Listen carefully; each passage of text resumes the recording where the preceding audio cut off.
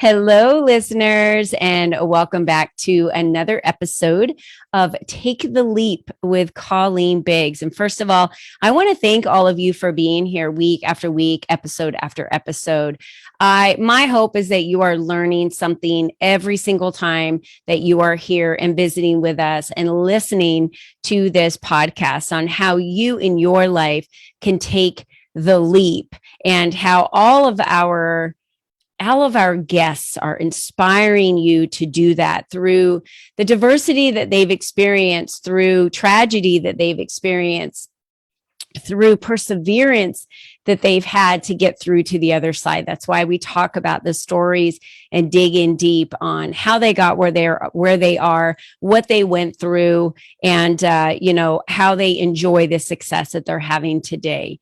So thank you again for being here with us. But before I jump in with our amazing guest today on talking about collaboration and building alliances, I first want to thank our sponsor, Trisha Peridot with Turning Leaves Recovery. Addictions, negative attachments, and habits that hold us hostage are all seated in a pressure to perform and a reliance on something outside of ourselves to provide peace, joy, comfort, relief, value, validity, and worthiness. Trisha Peridot is the owner and creator of Turning Leaves Recovery Life and Wellness Coaching and is an industry thought leader, a recovery lifestyle enthusiast, and a fierce optimist who loves to help change lives. Trisha's combined her journey with addictions that span more than 30 years of her life with her 25 plus year recovery journey and in-depth degree studies to create an intimate, interactive experience designed to be focused on life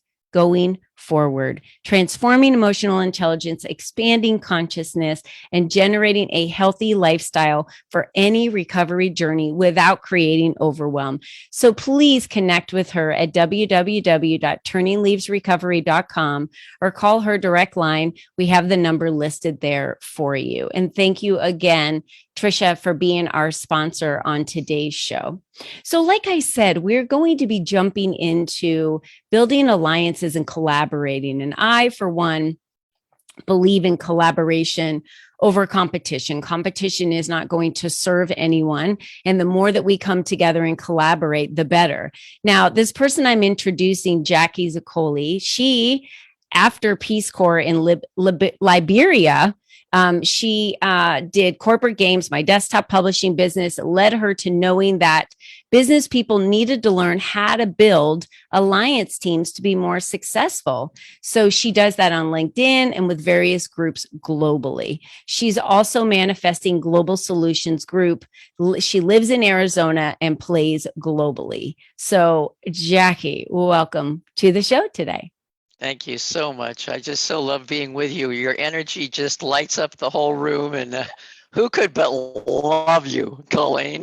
Oh, Jacque, you're so sweet. You know, we were talking earlier before we got on here, and I didn't get a chance to share that, it's 8 a.m. right now, Arizona time, which is where Jacque and I both live. And I've been up since 5. So usually my body wakes up even earlier than that, but I pop out of bed. I was reading a self-esteem book this morning and getting ideas of some things I can apply with my clients. And then of course my alarm goes off an hour later. I'm in there and my husband and I are working out to our mirror and lifting our weights and doing our thing, and then get showered and get ready. And I'm doing a cleanse this week. So I've got my vitamins ready to take and my shake ready to drink. And the one thing I thought about in this book this morning, Jacque, was it talks about how do we treat others and how do we take care of ourselves, says a lot about our self-esteem. And that's where I see alliances and collaboration. When you're confident about who you are and what you offer other people, you want to build alliances. You want to collaborate. Don't you think it's true that those that struggle with that confidence or with that self-esteem or with that worth, they become more competitive because they feel like they have to fight everybody else around them? What have you found in this journey of bringing people together, Jacque? That's a good point, Colleen. That really is a good point. And I think that makes a big difference if you really think about it. We're always thinking that competition is what's out there and we do have to compete, but I don't agree. Sure, you have to, at certain degrees, to be able to make a business, but not really. You know, collaboration is really what it's all about. And when you feel good about you, Yeah. then you're more excited about going out to work with others. Absolutely. And if your mind is always on competition, how are you going to build teams? You Yeah. can't build a team with the I. There's no I in team, Yeah. you know? And so you really do have to do that. And the benefits are so much bigger. Hmm. They are so much bigger. It's just exponentially huge when you have alliances versus trying to do it all by yourself. I mean, you multiply the database that you have by whomever you talk to, which is at least 600 more people. Why would you do Yeah. it alone? Yeah, it And it doesn't is make any sense. Yeah, why we would do it alone. I solely have built my businesses on collaboration, on collaborating with other coaches, collaborating with other communities, even building my own community. I collaborate with other communities because what they offer is different than what I offer. So take us back to your Peace Corps days in Liberia. That had to have been a whole experience starting from being young, I'm assuming, when you were in the Peace Corps. How old were you back then, Jackie, when you joined the Peace Corps? Well, I And actually joined when I was 20 and I arrived in country when I was 21. So yeah, I was a pretty young little puppy. My husband, we both had just gotten married, and we both realized that as teachers, we could teach anywhere, anytime, but we certainly couldn't teach in another country. So why not? You know, why not? It was an amazing experience. I'll just relate that one scene that I like to share. If you get 85 Peace Corps volunteers in a Pan Am jet from New York to Liberia, and we land at the airport. And as we open the door, this burst of steam hits us, and almost collectively we say, "Oh my gosh, what have I done?" And as we walk out and get onto the tarmac, I remember being greeted by the ambassadors and the dignitaries. Excuse me, still haven't figured out how they knew my name. That's beside the point.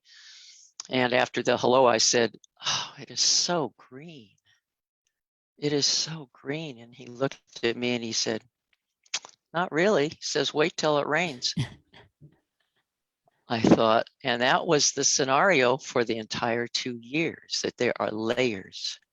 There are layers and depths of friendships to be built and relationships to be built. And I began to see that is true, that we need to get those layers cleaned off, so to speak, and to find them, because they too were excited. They too were scared. They too are all those feelings that we had, and curious. It's just a matter of finding them. So that was a lot of the Peace Corps Yeah. experience. What was the responsibility of the Peace Corps back when you all 85 of you on this Pan Am flight arrived in Liberia? What was your intention for the 2 years that you were there? The intention, all of us were teachers. We had 20 of us who were lawyers and their wives. And so we had about 10 couples. Our intention was to teach. And the reasoning that what we were asked, and always are asked by the host company, we never are just pushed onto a country. And the concept was that the teachers of the country would go to get training while we were there to be able to take their classes and to be able to do what it was that, you know, the education, which, just as a quick comment, was a real stretch, because their education is rote. You parrot things back, you memorize things. That's not the way we were taught. You reason and you understand to learn. So not only brought in a culture that was totally different from theirs, and a white person besides, but also a different way of learning and a different way of thinking. Yeah. So I was not the only one being stretched. They were being stretched to be able to listen and to understand me. Although English was their common language, they had 29 of their own dialects. So After all, they were returned American slaves is what they were. It's interesting because without the collaboration of you all going in there and doing the teaching that you had done and building those alliances, right, with other countries that we do today, we wouldn't, they wouldn't enjoy some of the teachings or freedoms. Neither would we that we enjoy. So it's very interesting if we were to go, look at our entire lives and who we build collaborations with and alliances with. I think of my church just for one, when you're putting on a big event at your church, or when you're putting on a community event in your community, and the collaboration it takes. I just got an email from my community today asking for people who want to plan the 4th of July celebration. So it takes a board. We all have to, get on this board and plan the celebration, and then collaborate with all of the different people within the community, and then build alliances outside of the community for people coming into the community and how we can use their assistance. So we really, truly in our lives, Jacque, build alliances and collaborate on a regular basis. Talk to me about a time in your life, and sometimes these leaps that we take that are so scary and fearful for us, I bet 9 times out of 10, it's because we're doing them alone. And that's why they feel so scary. Do you remember a time in your life where you did something that really just was super scary? You didn't know what the outcome was going to be when you did it. Well, besides landing in a Pan Am flight in the middle of Liberia. That was probably the quintessential one, That's probably the scariest one that I have ever done.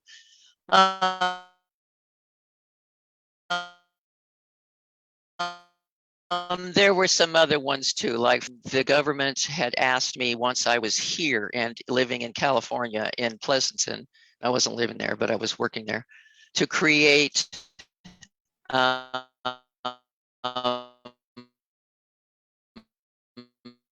symposium actually promoting Liberia and bringing them all together, those that were in the Bay Area, and to be able to have a speaking and to bring more business into Liberia, working with the ambassador and working with actually the president, it turned out to be later. So yeah, that was scary. I didn't have a clue how I was going to make that, and I certainly could not do it alone. Yeah. And I certainly had to have the Liberians in the area work with me and to develop that team. Yeah, that was pretty scary. I've been to a couple of ventures like that I just was pioneering on my own, and I had to build a team. You just cannot do it all by yourself. So that's what I would say would be one of the bigger ones. What is your biggest draw to assisting entrepreneurs and small business owners like myself in building alliances and collaborations? Why do you do it? What do you do it for? Because I really can see and feel the positive impact. In fact, I will find the joy for me is I will be on a Zoom call with 2 other people that I think probably that I know will meet and should get along really well together. And it's like I can actually see, I can envision the sparks flying. I think of myself as a catalyst for spontaneous combustion. Mm-hmm. I can literally see what can happen because I know both of them to a degree that it has to blend. It just has to. And I see that, and I'm sometimes almost in tears. I'm thinking, oh my gosh, what's going to come of this? Now, is it going to come? I don't know that.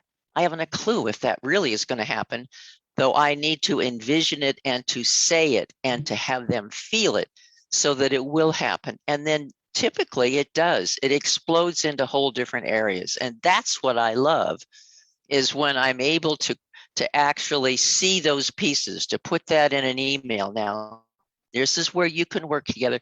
This is how you can work together. Now, come on, get the curiosity, no judgment, just bring your own expertise, and let's see how you can collaborate. And then it's done for me. You know, I've done just about all I can do to get them together, but it's the hunt.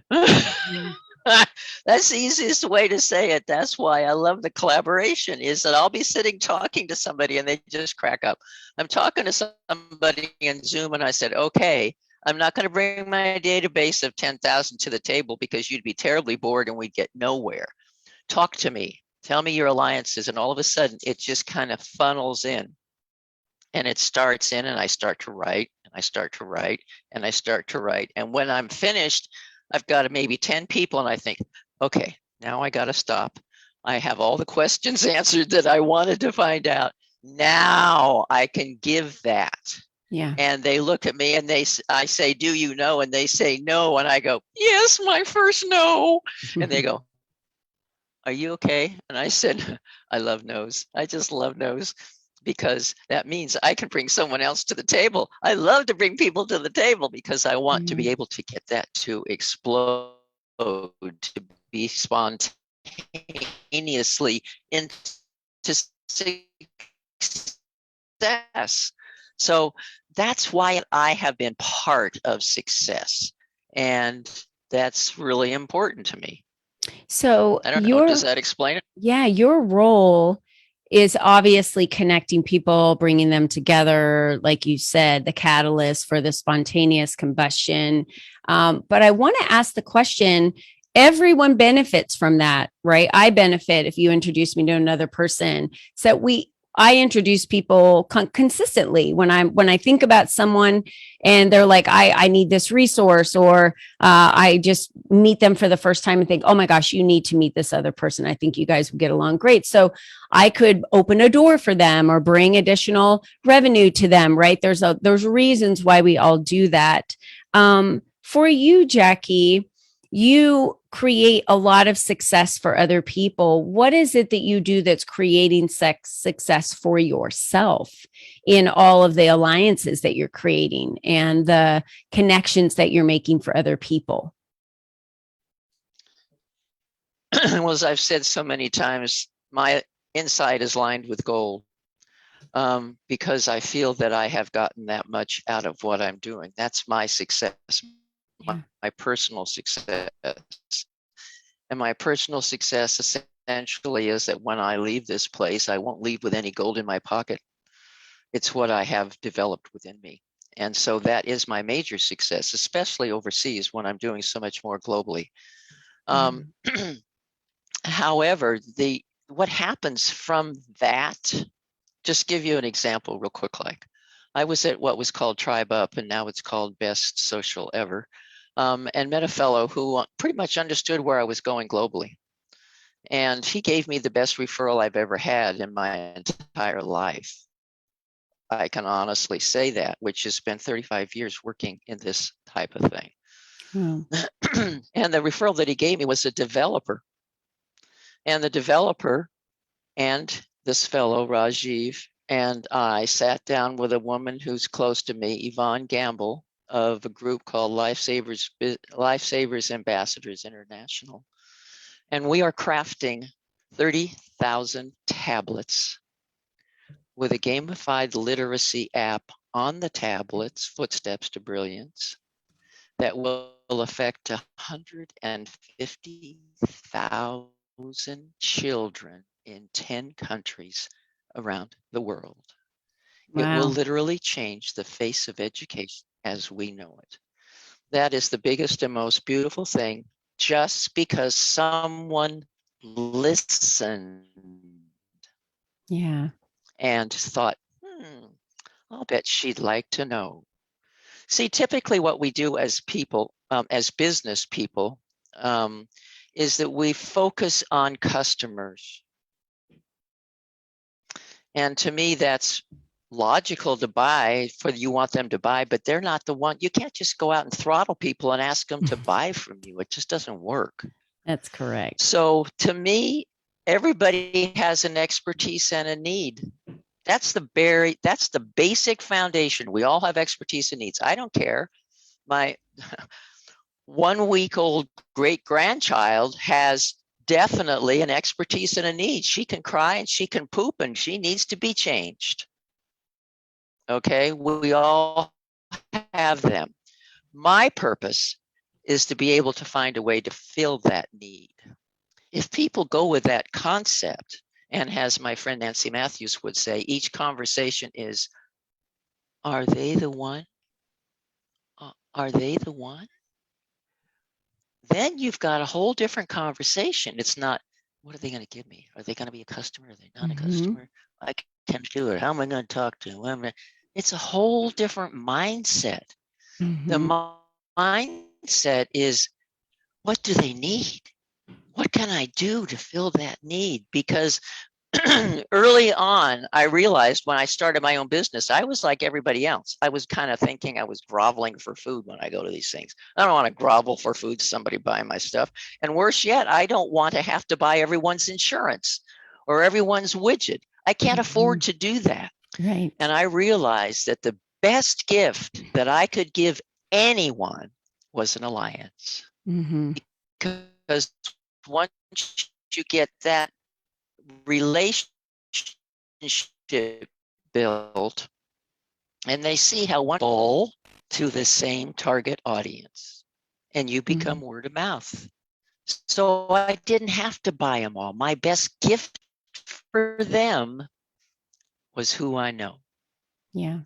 And so that philosophy was just built around not me. That's, do I make money on it? Indirectly. And when I work in LinkedIn, yeah, because people look at me and they go, really? You've just opened up a whole new world for me. This is so much clearer. 756 million members.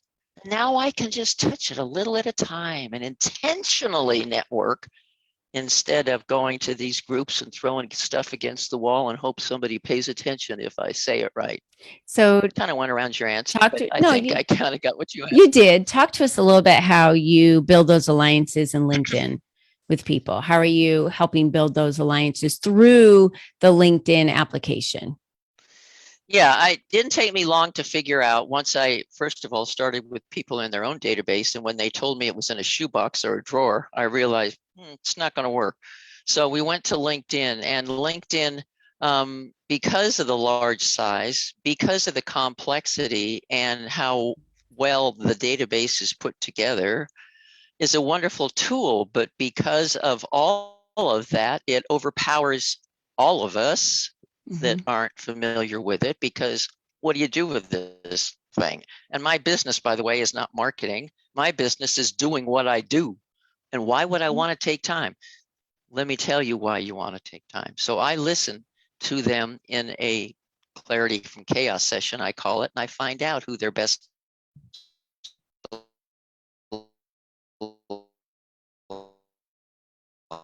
alliances are. We talk it over my paper. And then I make them look perfectly wonderful, bring their essence to their profile so that we actually have them understood by the picture behind their picture or by their about. And it explains clearly and concisely what they've told me, also their what their service is, who their target audience is, who they want as alliances, and results to expect, and then exactly what they can do about it. But that's just the very small part. The next part is the strategy, because just having your face is not going to make you get alliances. You need to do a little bit more and to get them to literally engage with you. So what I do is I give them a strategy. And what that is I look at first their own connections or LinkedIn as a whole. And I look for their alliances. That's it. I say, speaker coaches, Colorado. All of a sudden, thousands will come up. Thousands. Well, that's bad enough. I mean, it's not 756 million, but it's still bad enough. Okay, so now what do? I pull out a couple of them and I look at their about or their web page, and I show you, look, see the commonalities, see where they will fit with you. Now, here is how we're going to talk to them in a connect version. So when we say connect to this person, this is what we say. And they understand it's collaboration. It's not sell me anything. Yeah. Because how much do you hate of those? Right. And so I craft that for them. And then the second one is, oh, you didn't have time. I'm also able to bring this to the table. And by the way, my database wants to hear about you. Who wouldn't want somebody to say that to them? So I've done that, then showed them how to work the one-to-one after that. That's great. And then I've given them a couple more suggestions, and they've got everything to start with. It's not overpowering. Yeah. And then gradually I will show them other areas where they can find these good people that are going the same direction, that have the same commonalities, but they're not doing nobody does exactly the same thing you do. So I show them that. And then a month I come back and I say, how did that work? Did it work for you? Maybe that's good. Maybe let's talk about it. They come back for another session. So all that's included in the LinkedIn Illumination. Yeah, that's beautiful. And yeah, it just provides ways for people to utilize this powerful tool that aren't currently utilizing it to how they could to create more collaborations and more alliances, like you said. Exactly. So Jacque, how can the listeners that are watching you today on Facebook or listening to you through the podcast, how are they able to find out more about you? Where's the easiest place for them to go? Is it JacquelineZoccoli.com, LinkedIn? Where would you say? Yes. Okay. Okay. Yeah. It's actually Jacqueline Zoccoli on LinkedIn. It's not Jacque. So it is Jacqueline. You're right. Jacqueline Zoccoli. That would be one way. I do get those messages all the time, probably faster than anything else I do. Okay. On my website, you will also see not only the overview of me, but my global impact, which has, as you see from the tablets, and bringing in footsteps to every country of the world. Is huge. And that's the Manifesting Global Solutions Group. And that's on the Global Reach page. So yeah, that's the best way to get a hold of me. Yeah, I love that. Thank you so much for sharing that information and the nuggets that you did on LinkedIn. So for those of you not using LinkedIn to that degree, my high suggestion is to connect with Jacque over LinkedIn, and all of the links are right there at your fingertips. For Facebook, they're in the description. For the podcast, they're right there. You can just click on her link and go visit her and find out more about her and start connecting with her and send her a message so that you can find out how you guys can work together and she can connect you and help you build alliances and collaborations that maybe you're not doing today. Because she is absolutely the number one wizard at that. I'll say for sure. Any last words you want to leave for our listeners, Jacque? Be open-minded and listen. Listen is so important. And think of who you know. Now, if you think that they have the same business that this other individual has, they don't.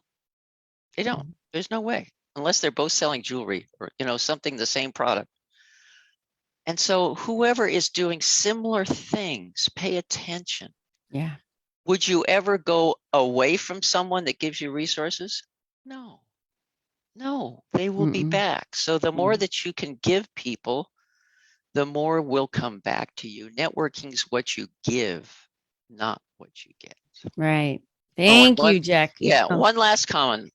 This was by Gary Spence. I like to always end with this: to be open to wonder rather than closed by belief.